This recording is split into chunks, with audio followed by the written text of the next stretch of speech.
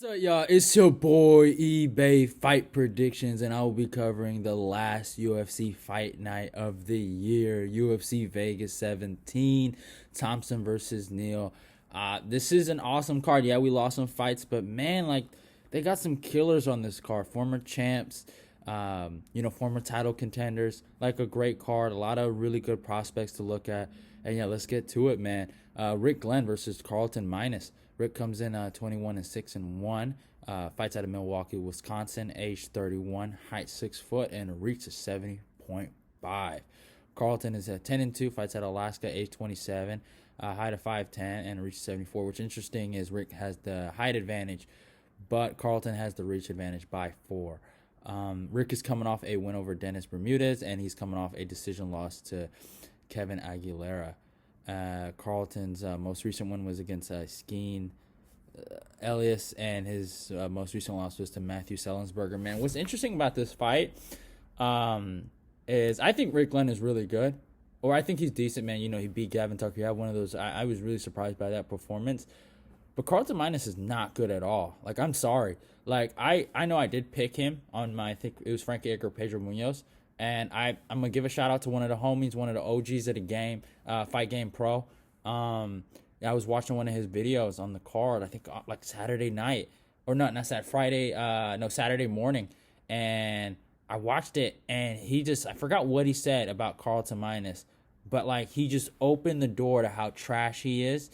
And I just looked at him in a different way. Now, I still have him on my, I that's the thing about when you do picks, I don't like switching up. But this was one time I kind of switched up. I switched up on Tapology and changed the pick. But even although on my social media posts, I picked this fucking fool Carlton Minus. And, I can't take that back. So that's on there for life. And I'm ashamed of myself. But I was so happy that Matthew Sellenberger just fucking gutted this guy out, toughed him out, let him know that, you got to be tough to be in here. And he beat the crap out of him. Here's my issue with Carlton. I don't think he's like they're fighting. I think at like he just doesn't. He fought Matthew Sellensberger at 170, right? Like he did not look like a welterweight in there, or maybe I think they're gonna be fighting at featherweight. I'm positive they're gonna be fighting at featherweight. But like, dude, the guy looked out of shape. I remember last time I checked. He did not look good. Let me see. I'm gonna find this about him.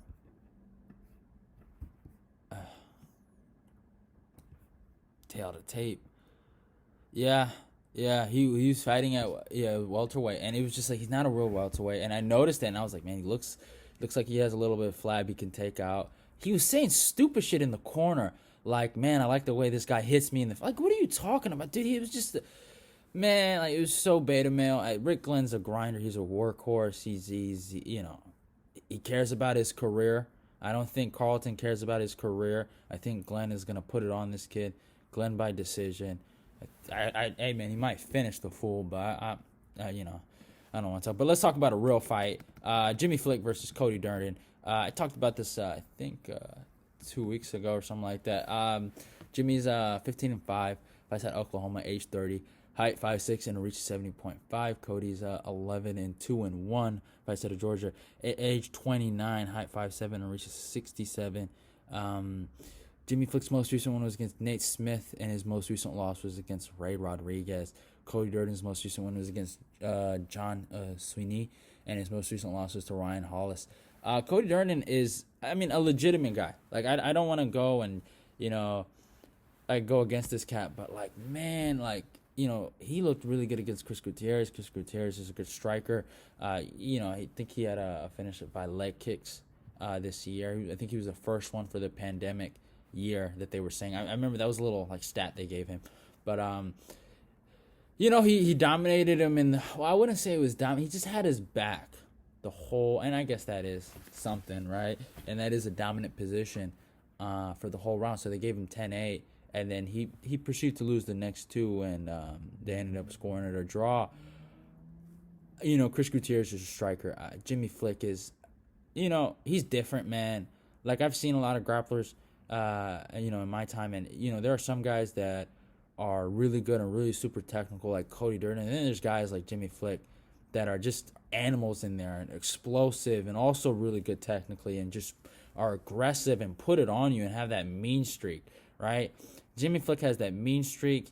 He's always looking for the finish. You hear him talk on his Contender Series thing, and I remember just hearing him and just how, like, he's just a different breed. He's a legitimate, like, he really felt like a real fighter, and I really feel like he's gonna get this done. Second round submission. I know I'm kind of playing fate right here. Cody's like, he's the legitimate guy in the ground. I don't think he'd be that easy for anyone else, but I think Jimmy Flick, he's like so aggressive and is like so looking for the finish. I think he's probably gonna wear on him, and he's an animal in there. Oh my God, next one up. This one's gonna be hard. Oh man, this was gonna be hard to say. Tafun Nushkwiki, I think I'm gonna say Tafun, versus Jamie Pickett. Tafun's 4-0, fights out of Cameroon, age 26, height 6 foot, and reaches 77. Jamie's 11-4, fights out of North Carolina, age 32, height 6'2", and a reach of 80. Tafun's most recent one was against Al Motova, and he's undefeated.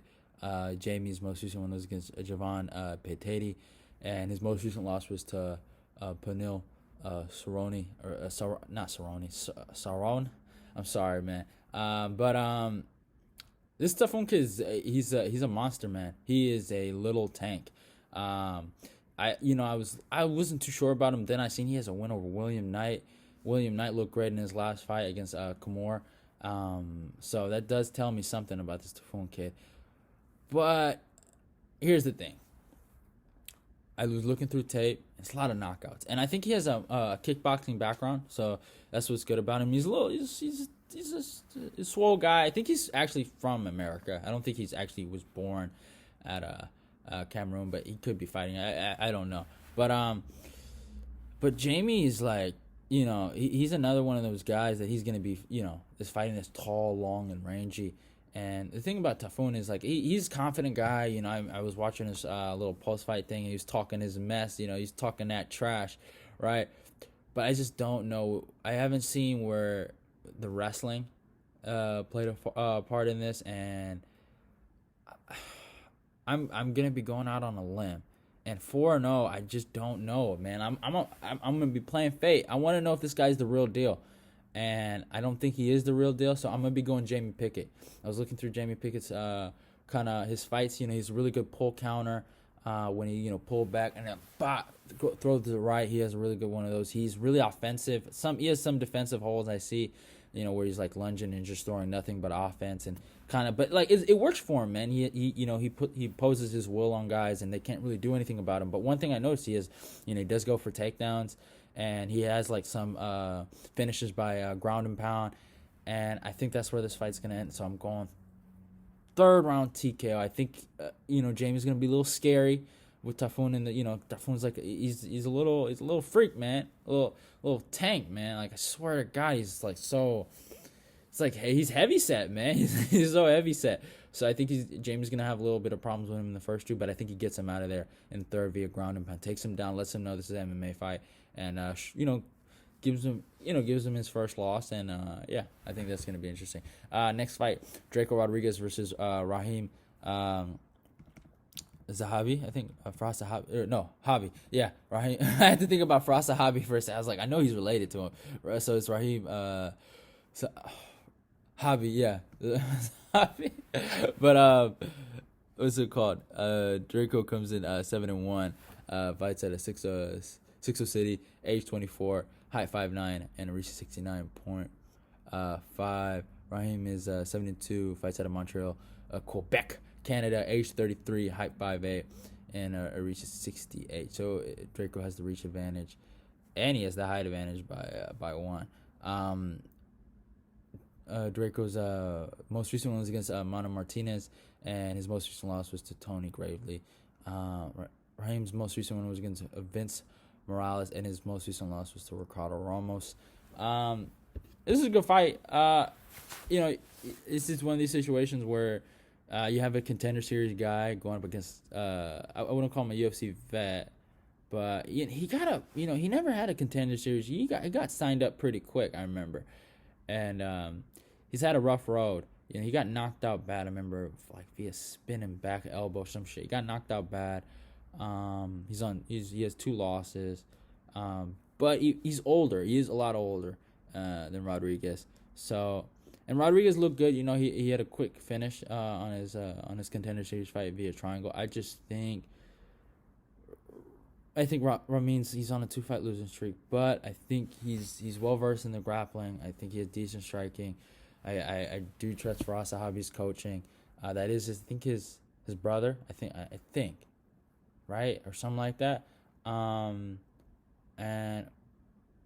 I think oh man, there's gonna be a lot of these where I'm not confident in, but I'm gonna be going Ramin by decision. I think he gets it done by decision. I think the experience and the time he's been doing MMA. Now he might not have a lot of fights, but he's been doing it for a minute. So I think that's gonna help him a lot. All them training hours, all them days. I think he beats Rodriguez by decisions. Ramin by decision. Ramin's Zahabi by decision. Next fight. This hurts my soul, man. My boy Duran win versus Antonio Arroyo. Duran comes in 6-2, fights out of Gilroy, California, age 31, height, 5'6" and reaches 70. Antonio's 9-3, fights out of Brazil, age 31, height 6'3", and reaches 73.5. Man, Antonio's that's a man right there. Duran's most recent win was against Eric Spicely, and is coming off a loss to Gerald Mearshart. That does not look good, and it never looked that good, but especially right now. Antonio Arroyo is coming off a win over his most recent one was against Stefan Rajami, and he's coming off a loss to Andre Muniz. I'm gonna say it right now. You should probably skip this. I'm probably gonna piss off a lot of people. Duran wins, my boy. I met him actually at the state tournament when I was in high school. This is when I was a senior in high school. That was 2 years ago. He's a cool guy, nice guy. So I'm a little biased. I always root for Duran win. And this breaks my heart, man. And I know Antonio Arroyo is he's a big guy. He's a big guy. And Duran Win is a small man. I am taller than Duran, bro. That's how crazy. That's how short he is. But Andre Muniz I watched the Andre Muniz fight with Antonio Arroyo. That kind of gave me some hope for Duran. Duran's a really good wrestler. And I think he can get this done by decision. He needs the win. He's on a 2-fight losing streak. Antonio's really explosive, so I can't see Antonio really winning this, and I really would pick Arroyo if I'm biased here, guys. I really like Duran. He's a good guy, man. He's really nice. He coaches for free in Gilroy with DC. He's a good guy. But I'm gonna say it right there. I'm going Duran win by decision. Don't kill me in the comments, y'all. I'm trying to be humble, man. I'm humble. Next fight: Karl Robertson versus Dolce Lungbui. Lumboe. I'll say Dolce. Karl comes in 9-3, fights in New Jersey, age 30, height 6'1", and reaches 74. Most recent win was against Roman Koploev, and his most recent loss was to Marvin Vettori, the number 5 middleweight in the world. They don't look that bad, right? They don't look that bad now. Dolce comes in 10-2, fights out of Cape Town, South Africa, age 35, height 5'8", and reaches 76. Most recent one was against Daquan Townsend, and his most recent loss was to Magomed Ankalaev. This is an interesting fight. I already talked about this last week, so I'm probably going to keep it that way. But I'm going to change my pick. Last week I said Karl by, second round TKO. I looked at some Karl fights. I was like, nah, that's not a good pick. I think Karl gets this done by decision. Dolce did get knocked out in his last fight. And one guy, I think in my comment section, was talking about how high level Dolce's grappling game is, right? And I respect that. And I forgot what he said. And I like Dolce, man. He's a Dewey Cooper guy. Y'all know me. I love Dewey Cooper. I think Dewey Cooper is one of the best pad holders in MMA right now. But I think Karl's due for a win. And even though Dolce has a great grappling credentials, I forgot what the guy said. He's like some first degree black belt in jiu-jitsu, something like that. But when you hear guys like Corey Anderson, Karl's teammate, say that, man, he's one of the hardest guys to take down. And, Corey is, his wrestling credentials aren't the greatest in the world. I think he's a D2 guy. But, Corey, there's a reason why his nickname's Overtime, and his wrestling pressure and what he was able to do to a guy like Alir Latifi, who had better wrestling credentials, right? And you hear what Corey is saying about Karl. I think Karl's takedown defense, and he's pretty good, man, with submitting guys. He's actually it's pretty surprising how he can submit certain guys. When he has more of like a striking background. You know what I'm saying? So it's he's a good fighter. I think Karl gets this done by decision. Next fight, Pannie Kianzad versus Sijara Eubanks. Pannie comes in 13-5, number 14 bantamweight in the world. These are ranked fighters here. Fights out of Sweden. Age 29, height 5'7", and reaches 76. Sijara's 6-5, man. What the fuck, Sijara? That's, oh, man. Number 13 bantamweight in the world. Fights out of Maryland. Age 35, so she is getting a little older. Height 5'4", and reaches 67. Pannie's most recent win was to Beth Kochea, and her most recent loss was to Julia Avila. Sijara's most recent win was against Julia Avila, and her most recent loss was to Caitlin Vera. What I like about this fight is Pannie has a win over Beth Kochea, and Beth has a win over Sijara Eubanks, and vice versa, with Sijara having a win over Julia Avila and Pannie having a loss to Julia Avila. So I think this is a good fight. It's a really good fight, and I know a lot of people might be on Pannie right now, but I think Sijara, her wrestling, Caitlin Vera, I ain't gonna lie, I picked Sijara too, so I'm not gonna act like I knew something, but Caitlin Vera is a fucking, that's a real woman right there, Caitlin made Sijara look like a little girl, and I don't think there's gonna be that big of a difference in the height. I know Pannie's 5'7" and Sijara's a 5'4", but I just felt like Caitlin was just stronger than her, if you feel me, and I don't think Pannie is gonna have that same strength. Sijara usually muscle girls around. She has really strong big thighs, right? And she's able to use those for her takedowns and stuff like that. I think Sijara gets this done by decision. She's coming off a loss. I think she just fought really good competition. Caitlin Vera at the time was before she lost to Aldana, she was number 5 in the division. So, she was a good fighter. Next fight, Belal Muhammad versus Dhiego Lima. Belal comes in 17-3, number 13 welterweight in the world, man. Belal got back in those rankings. That's crazy, man. Age 32, height 5'11", and reaches 71. His most recent one was against Liam Good, and his most recent loss was to Geoff O'Neal, same guy that's on this card. Dhiego Lima is 15-7, fights at Atlanta, age 30, height 6'2", and reaches 77, which is good for him. His most recent one was against Luke Jamui, and his most recent loss was to Yushin Okami.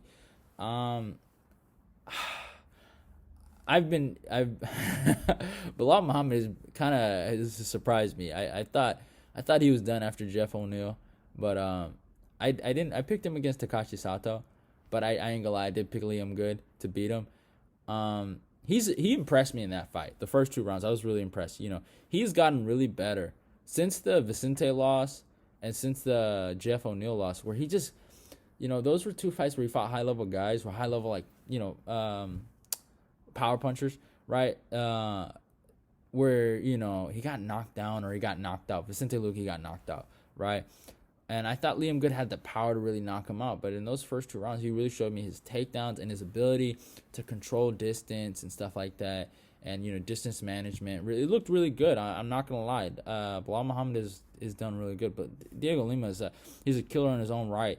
The way he just stalks guys down with that kind of offensive striking ability, throwing those 1-2s like that with no regard, just all offense, and his ability even to get submissions. The Kimuras this guy can get are just brutal. The way he got some Kimuras on certain guys I saw were just mean, and just he was trying to break guys' fucking wrists or his elbows or whatever. That shit was sick, right? So, at the end of the day, I think Dhiego Lima is a good fight for him. I think Belal was supposed to fight Sean Brady, so I think this is a short notice fight. But I'm gonna be picking Belal, Muhammad. I think Belal gets this done by a second round submission.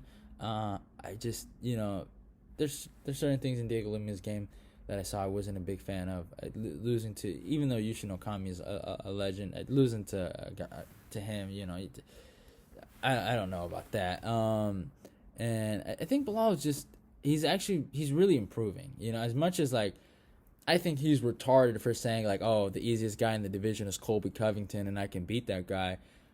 I think that's crazy, but I think he actually is improving. He's 32 years old. He's getting into his prime. I don't know if he's ever gonna, fight for that strap, but like he's just, I don't know, he's getting better, which is weird. And I think he gets this done. He has also the experience, 17-3. Next fight, Anthony Pettis versus Alex Morono. Pettis comes in 23-10, number 12 welterweight in the world. Fights out of Milwaukee, age 33, height 5'10", and reaches 72.5. Alex is 18-6, fights out of Texas, age 30, height 5'11", and reaches 72. His most recent one was against Reese McKee, and his most recent loss was to Khaos Williams. But yeah, Anthony Pettis' most recent one was against Cowboy, and his most recent loss was to Dhiego Pereira.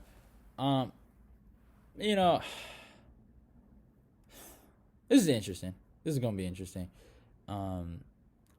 I think Pettis is in a part of his career, even though he's 33, right? So he's not past his prime, even though some people might say he is. But in terms of like that age where, like at 35, I feel like it's for most people, you're past your prime. But people age differently, though. So, and he's had a lot of fights, man. He has 33 fights combined, So that's the thing. I wasn't surprised when he lost to Dhiego Pereira. I was just like, man, like for real, dude? Like you gonna go out like that? And then he had a really close fight with Cowboy, a guy he finished in the first round in the first fight. And then like that second fight, man, that was close. And Cowboy obviously has gotten better since that first fight, but still, like, he was coming off a loss. He was coming off like what, two knockout losses in a row, right? Like, one to Justin and then one to Connor. Like that's kind of like, that should be a guy you should like kind of beat. But Alex Morono, he was going to war with Reese McKee, and I picked Reese McKee. I thought maybe he might show up, but he's a good wrestler. He's a good grappler. He has good striking, but or decent striking for his wrestling. But I think Pettis is pedigree, man. He's beating guys like Wonder Boy. He dropped Tony Ferguson. Like the guy has accomplished so much in the division. Even has wins over Michael Chiesa. Submitted him, and I think he hasn't looked the best. And I think Dhiego Pereira is really good. That's one thing I think about him. He was like on a 6 or 5 fight win streak leading up to that fight. So I think Dhiego Pereira is really good. But here's what I'll say. I think Pettis is beating better competition. Even though he hasn't looked good in his last two, he still has a knockout victory over Wonder Boy, which is crazy. And I think Pettis gets this. I think he gets this done by decision. I really do. Next fight, Gillian Roberts versus Taila Santos. Gillian comes in 9-4, number 12 flyweight in the world. Fights out of Canada, age 25, height 5'5", and a reach of 63. Talia's 16-1. Fights out of Brazil, age 27, height 5'6", and a reach of 68. Gillian's coming off a win over Poliana Botella, and her most recent loss was to Macy Barber. Talia's most recent win was against Molly McCain, and her most recent loss was to Barella. Some people say that Barella fight was a complete robbery. I don't know, man. That was kind of a boring fight to watch. I ain't gonna lie to you, but this is gonna be an interesting fight. I like Taila Santos, man. Her record is pretty good. I ain't gonna lie. And Julie Robertson, I ain't gonna lie. I picked Andrew Lee and against Gillian, and Gillian's wrestling is really is really good, but I think Taila Santos is just strong and bigger, and I think she's gonna beat Gillian. I really do. I don't know why. Just Molly McCain isn't the best, but I just really I don't know. It's just something about this matchup.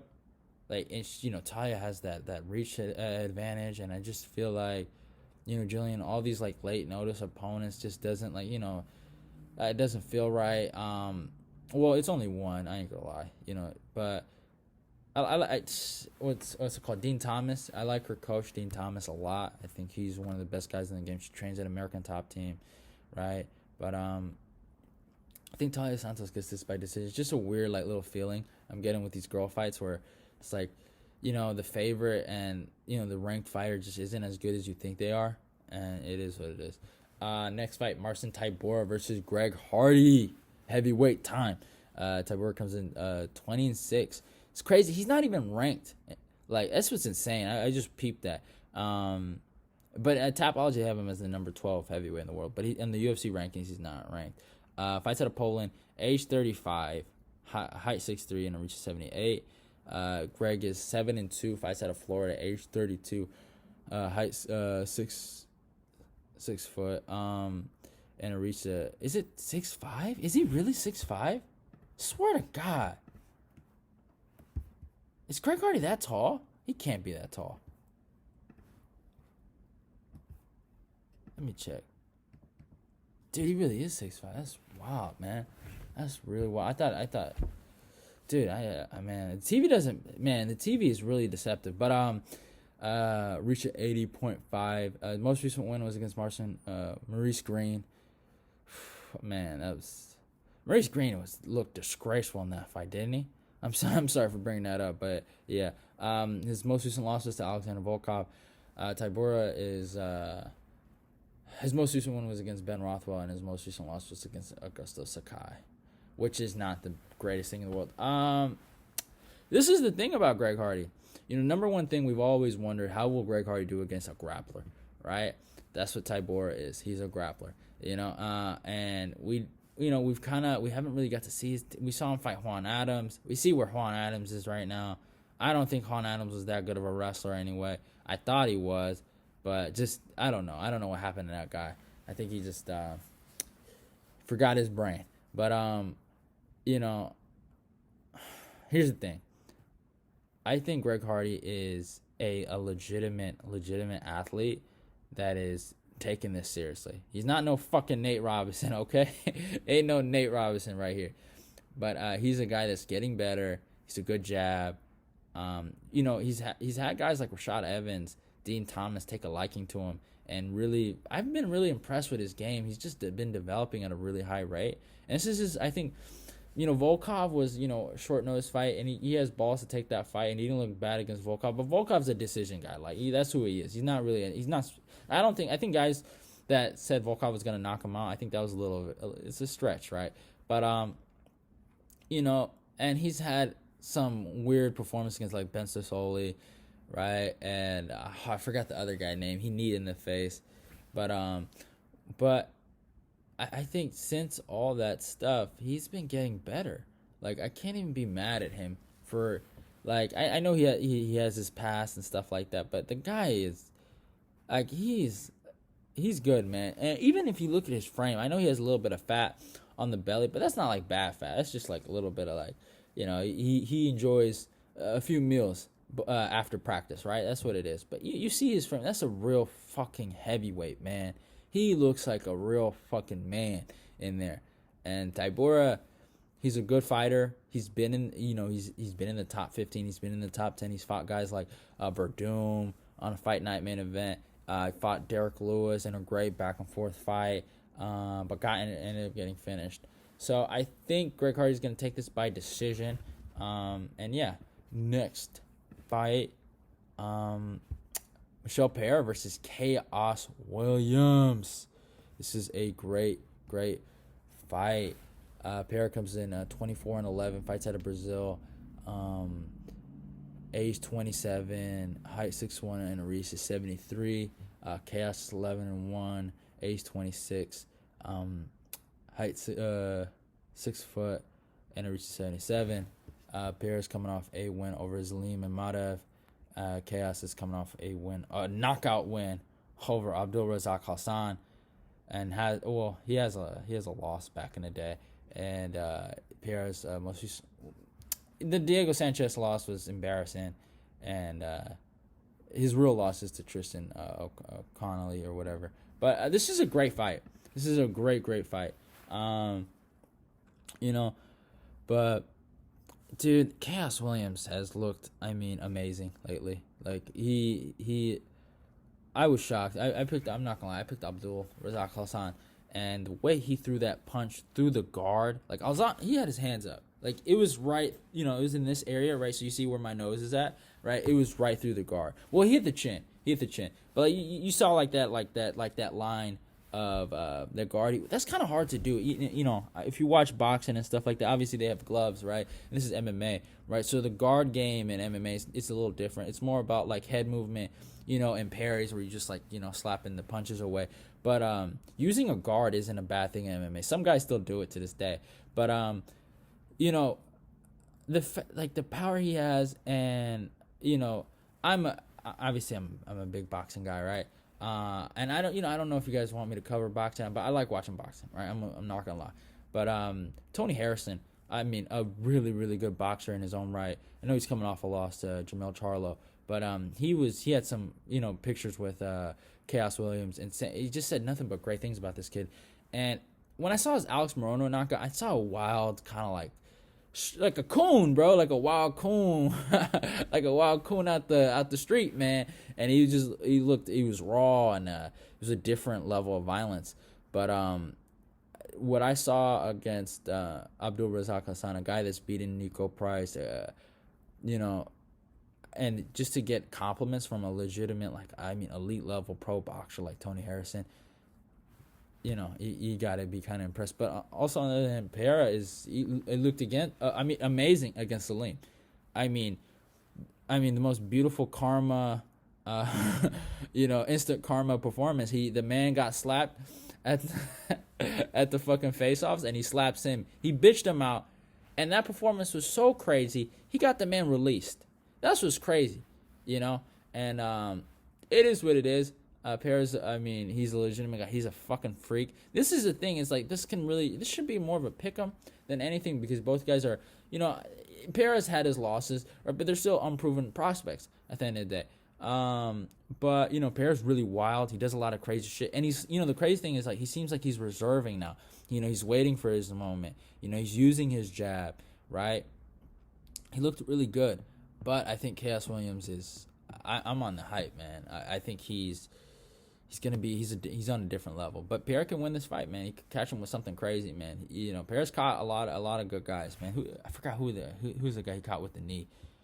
Fucking yeah, Danny Roberts, man. That's my boy, man. Like, I don't know how I forgot that, but like, dude, he caught him, and we saw what Danny was able to do to Salim, and we saw how Pereira was able. He beat him, but he took him to decision, and Danny beat Salim by like a finish. And I think Danny's. It doesn't matter at the end of the day. I'm just rambling on at this point. But next fight, Marlon Moraes versus Rafan. I have done a breakdown on this fight, so that will be coming out. So I won't really break it down too heavy on here. I'm just gonna give you my, what I feel like. I'm going Marlon by second round TKO. Rafan is a good fighter, good boxer. He trains with those in that Boston crew with Calvin Cater. I have a lot of respect for those guys. So no disrespect to him, but I think Marlon. Yeah, he's coming off a loss to Corey Sandhagen, and he had a controversial win over José Aldo, and he also had a really, really kind of bad loss to Henry Cejudo, and it's kind of degraded him as a fighter. And you see that the guy, he kind of wilts under that pressure. But what happened with Corey Sandhagen, he got caught, man. I'm not gonna lie, he got caught and he got styled on. I think Corey would have beat him either way in that fight. I did pick Corey, but I think Marlon. He's fought a lot of high-level competition. He's fought guys that stylistically are bad matchups for him. Like, as much as we looked at the Aldo fight, we were really looking at the weigh-in. Like, Aldo is, the fucking one of the best 3-round fighters in the game, man. Like, the Volkanovski loss, like, even though that happened, that's kind of crazy, man. Like, you look at how he finished Mokan, you look at how he finished Jeremy Stevens. Like, I think Aldo, looking back at it, I think we shouldn't have been that surprised Aldo had that good of a performance against Marlon. But I think we're going to see vintage Marlon. Rafan has lost to Santos. I've seen him get dropped. He's kind of like a bit of a slow starter. He had some, he had a really competitive fight with Ricky Simone. Ricky was kind of tagging him up. His best performance, in my humble opinion, that I saw was against Sergio Pettis. I know Thomas Almeida, he finished Thomas, but like that dude, he let Sergio know, like, hey, you guys sit your ass down. Like, you ain't gonna come to bantamweight and beat me.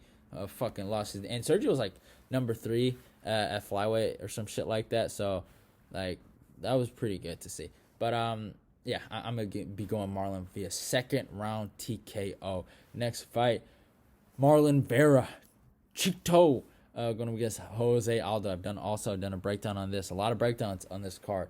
I'm going to be going Aldo by decision. I think Aldo, dude, man, I think this is going to be a war. I think this is going to be a good scrap.